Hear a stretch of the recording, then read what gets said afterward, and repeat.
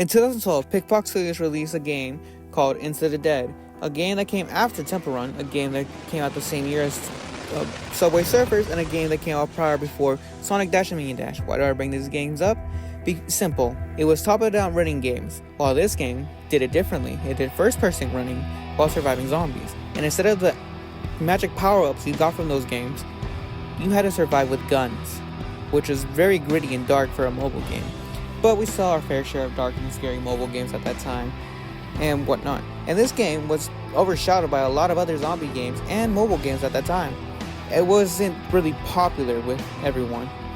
And I didn't get to experience this game until 2016, where I was probably a child still playing this game. Of course, it scared the living crap out of me due to the flashlight mode and the death animation where you had only one shot. It was an interesting title to come out in 2012, and it was a time to be alive, I'm being honest. Now let's go over its upsides and downsides. The upsides was, it was free, completely free, everything besides a few paywalls, but that was about it. Endless fun, really. It was like Subway Surfers just with zombies if you want a little be freaked out. The only downside was it was limited. There was not a lot of game modes, there wasn't a lot of fun, and it's just repetitive. But that would all change in 2017. Daddy? Hey, Pumpkin. Look, I've just, had a little trouble with the truck, so I'm gonna be a little late. In 2017, Pickpock Studios releases Into the Dead 2, where this time we follow a narrative. A man named James trying to get back to his sister and daughter, Helen and Maggie.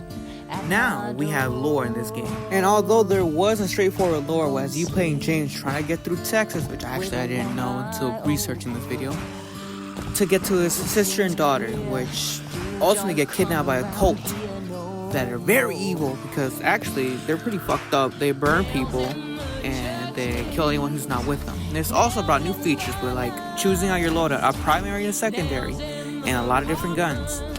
And although some guns and weapons were locked behind paywalls, it was still fun. And I'm trying to think what else to say. Lord, this is my first time making a video like this. It was really fun. I didn't experience this until 2020 during the pandemic, as all of us were shut in.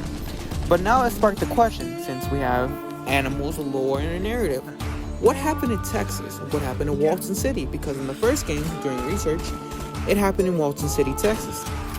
We want to get an answer to the side stories coming out, which just left us with more questions than answers.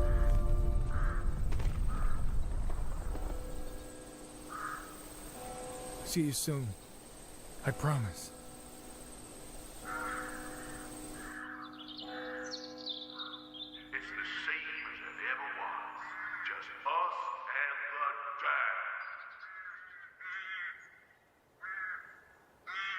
the dead. Let's go over the upsides and downsides. The upsides, it had more content than the first game. You had your own loadout choices, you had your own pet choices, and no longer had to pray to RNG Jesus to get you a gun. And with updates coming out constantly, it had new side stories, new guns, new everything really. The only downsides were that some guns were locked behind paywalls, some pets were locked behind paywalls, and VIP was always advertised. But that would all change when they partnered with Netflix.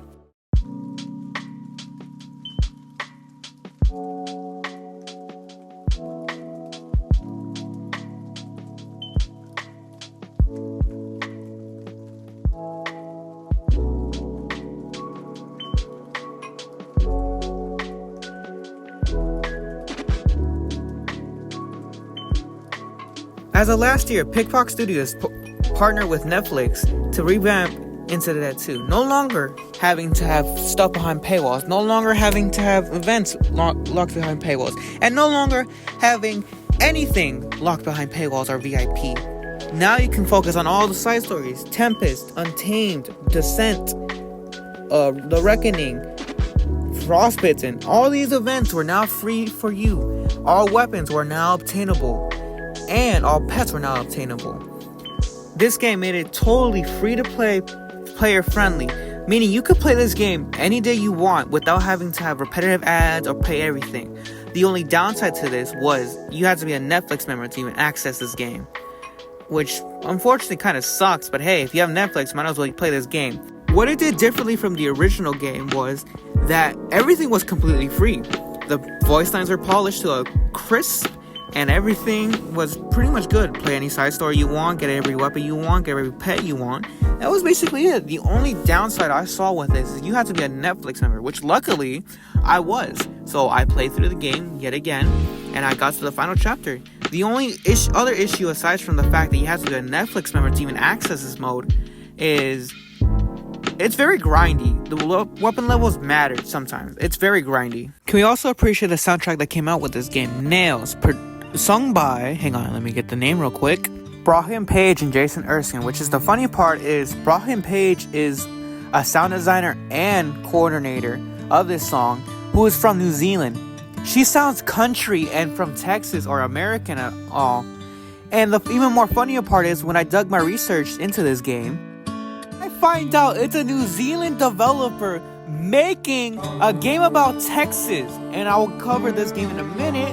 Into the Dead: Our Darkest Days. 1980s Texas. A New Zealand company is doing better than any other gaming company out there. And yes, you can argue there are some games that have Texas in its story or in its gameplay elements or anything Texas related. But I feel like this game does it so well that this game is so underrated and not talked about a lot. No one's doing an in-depth dive. No one's gonna do a lore video. I'm the only person doing this. And I'm doing this because I love this game and more people should know about it. More people should see for what it is. Now, without further ado, we're gonna go into the Dead: Our Darkest Days. We are long past the point of hope. With each day, we become more desperate. And we're forced to make unspeakable choices. Just to stay alive.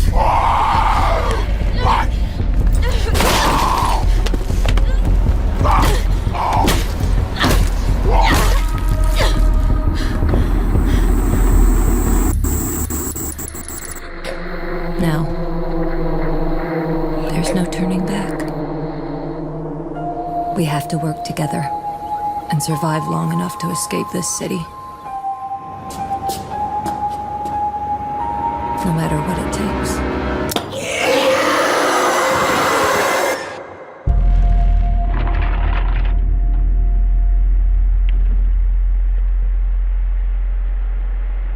Since I can't speak for this game since one, it hasn't come out yet, and two, it's only on early access on PC, and I highly encourage anyone who's on PC to early access this or wishlist this, because it seems promising. I looked at the developer diaries, it looks good, it looks great, and I wish I could play it, I'm gonna be honest.